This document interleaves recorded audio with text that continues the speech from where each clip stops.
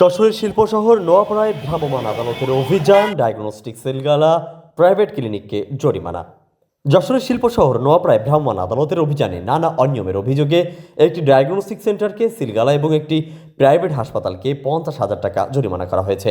অভিযানে প্রয়োজনীয় কাগজপত্র ও বৈধ লাইসেন্স না থাকায় মডার্ন ডায়াগনস্টিক সেন্টার সিলগালা করা হয়।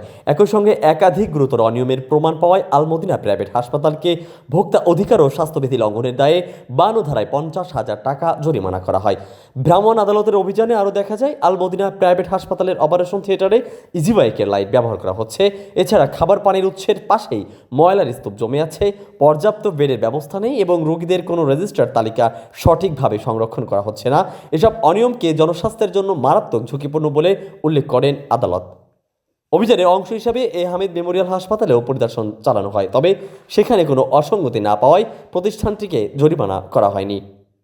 বুধবার বেলা 12টা থেকে শুরু হওয়া এই অভিযান উপজেলা প্রশাসন ও উপজেলা স্বাস্থ্য কমপ্লেক্সের সমন্বয়ে পরিচালিত হয়। অভিযানে উপস্থিত ছিলেন উপজেলা নির্বাহী কর্মকর্তা শেখ সালাউদ্দিন দীপু, সহকারী কমিশনার ভূমি আশিস কুমার বসু এবং উপজেলা স্বাস্থ্য কমপ্লেক্সের মেডিকেল অফিসার ডাক্তার শোভন বিশ্বাস।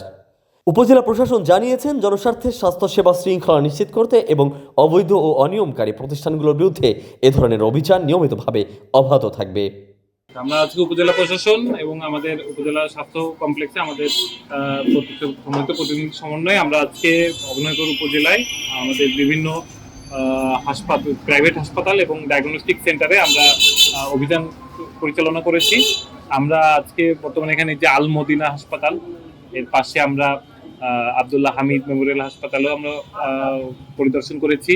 আমরা মডার্ন ডায়াগনস্টিক সেন্টার নামে একটি ডায়াগনস্টিক সেন্টারকে আমরা সিলগালা করেছি। তাদের যথাযথ ডকুমেন্টস কাগজপত্র না থাকায় তারা পরবর্তীতে তাদের কাগজপত্র সঠিকতা অন্তে তাদেরকে আবারও তাদের প্রতিষ্ঠান পরিচালনার অনুমতি দেওয়া যেতে পারে।